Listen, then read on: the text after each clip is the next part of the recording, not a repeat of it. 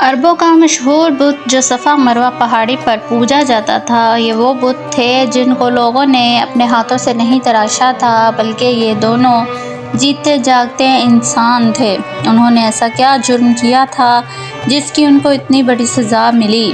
انہوں نے کیا ایسا گناہ کیا جس کی ان کو سزا ملی اور آنے والوں کے لیے عبرت کا نشان بنا دیا؟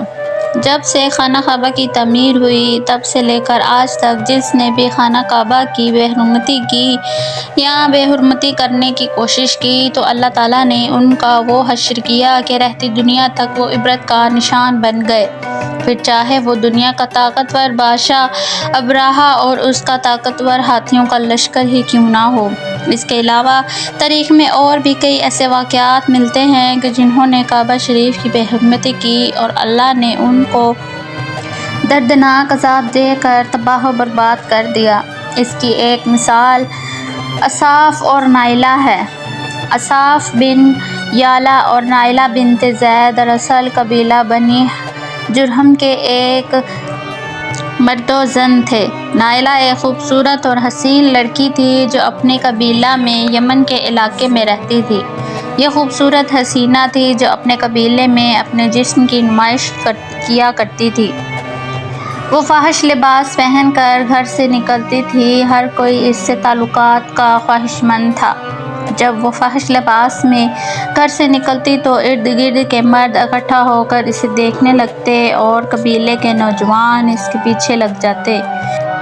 انہی لوگوں میں سردار کا بیٹا بھی شامل تھا جس کا نام اصاف بن یالا تھا، اور یہ دونوں آپس میں محبت کر بیٹھے۔ بہت جلد یہ محبت خباثت میں بدل گئی۔ انہوں نے آپس میں ناجائز تعلقات قائم کر لیے، اور جب بھی ان کو موقع ملتا تو وہ زنا میں مشغول ہو جاتے۔ اصاف اور نائلہ کا یہ مشغلہ بن گیا تھا۔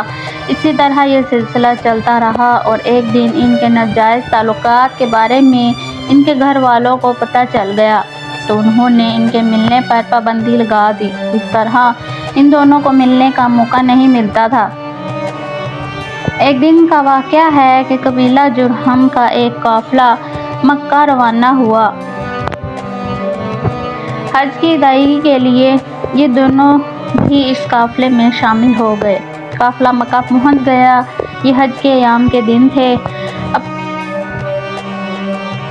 انہی دنوں کا واقعہ تھا۔ ایک دن مکہ میں لوگوں کی تعداد کافی کم تھی اور کعبہ کے ارد گرد کوئی موجود نہ تھا۔ کعبہ کے گرد لوگ موجود نہ تھے تو شیطان نے موقع کا فائدہ اٹھاتے ہوئے ان دونوں کے دلوں میں وسوسے ڈالنے شروع کر دیے۔ شیطان کے بہکاوے میں آ کر وہ دونوں خانہ کعبہ کے اندر داخل ہو گئے اور زنا کرنے لگے، نعوذ باللہ۔ تنہائی کے اس عالم میں زنا کرتے ہوئے ان کو کچھ خیال نہ تھا کہ وہ کس پاک جگہ پر موجود ہیں۔ ان کے سروں پر شیطان حاوی تھا۔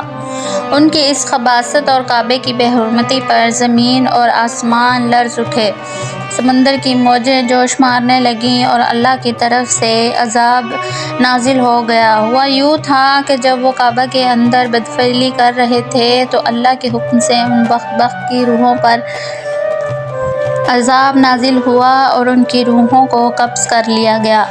ان جہنمیوں کے گوشت پوش کے جسم پتھر کے بننے لگے۔ یہ لمحہ بہت خوفناک، عجیب و غریب تھا۔ دو زندہ انسان عذاب الہی کی وجہ سے زندہ پتھر کے بن گئے۔ کچھ دیر کے بعد مکہ کے لوگ اکٹھے ہو گئے۔ قبیلہ بنی جرہم کے لوگ کعبے کے اندر آئے تو بیت اللہ کا دروازہ کھولا تو ان دونوں کو برہنہ حالت میں پتھر بنے کھڑے دیکھا۔ وہ لوگ سمجھ گئے یہ دونوں خبیث انسان بیت اللہ جیسی مقدس جگہ پر کیا گناہ کا ارتکاب کر رہے تھے۔ لوگوں نے ان دونوں کے مجسموں کو اٹھا کر باہر لے آئے اور زمین میں گاڑ دیے تاکہ یہ لوگوں کے لیے عبرت کا نشان بنے اور لوگ اسے سبق حاصل کریں۔ کچھ دنوں کے بعد لوگوں نے اصاف کا مجسمہ اٹھا کر مکہ کی پہاڑی کوہ صفا پر رکھ دیا اور نائلہ کے بت کو اٹھا کر کوہ مروہ پر رکھ دیا۔ کوہ صفا اور کوہ مروہ دراصل دو پہاڑیاں ہیں جو کہ کعبہ شریف کے بالکل قریب ہیں۔ یہ وہی پہاڑیاں ہیں جن پر چل کر بی بی ہاجرہ علیہ السلام نے اپنے شیرخوار بیٹے حضرت اسماعیل علیہ السلام کے لیے پانی تلاش کرنے کی کوشش کی تھی۔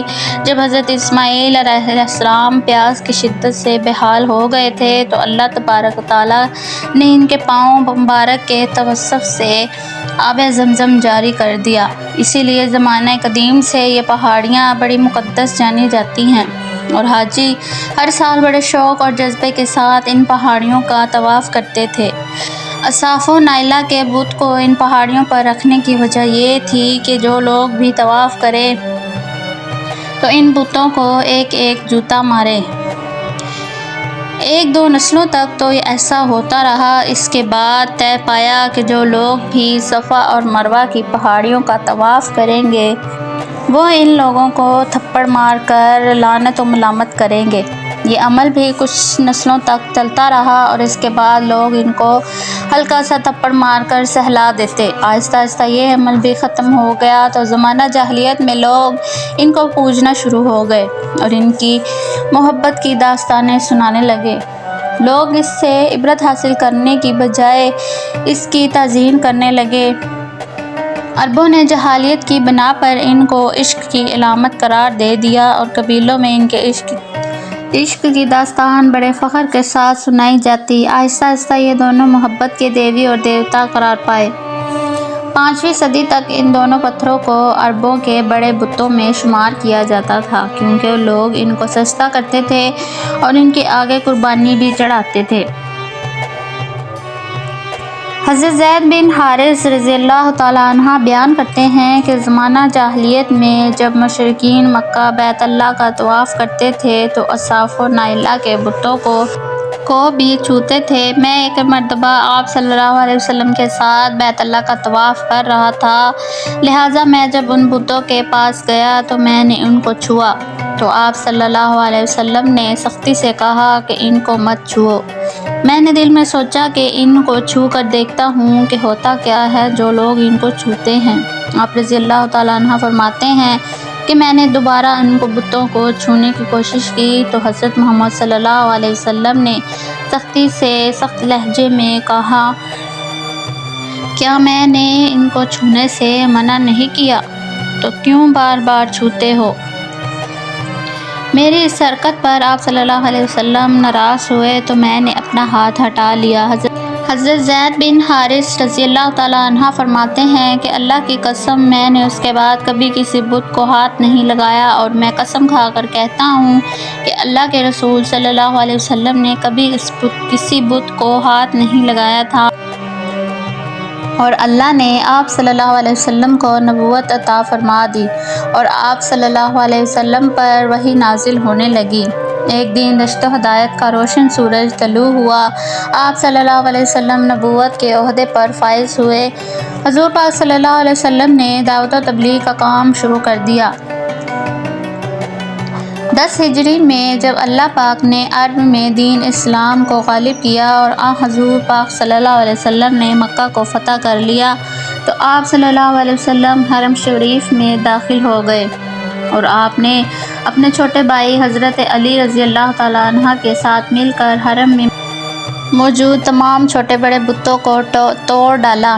آپ صلی اللہ علیہ وسلم بتوں کو توڑتے جاتے، یہ فرماتے جاتے کہ بے شک حق آ گیا ہے اور باطل مٹ گیا، بے شک باطل نے مٹ ہی جانا تھا، یہاں تک کہ کعبہ تمام بتوں سے پاک ہو گیا۔ اس کے بعد آپ صلی اللہ علیہ وسلم صفا اور مروہ کی پہاڑی پر تشریف لے گئے اور اپنے مبارک ہاتھوں سے اصاف و نائلہ کے بتوں کو توڑ کر ریزہ ریزہ کر دیا۔ تو ہم نے اس واقعے میں دیکھا کہ کیسے زمانہ جاہلیت کے لوگوں نے اصاف و نائلہ کے بتوں سے عبرت حاصل کرنے کی بجائے ان کو پوجنا شروع کر دیا، اور یہ بت جن کا نام اصاف اور نائلہ تھا انہوں نے کعبے کی بے حرمتی کی اور زنا جیسے ناپاک گناہ کو عمل میں لا کر اس جہاں میں بھی اور اگلے جہاں میں بھی ذلیل و رسوا ہوئے اور اللہ کے سخت عذاب کا شکار ہو گئے۔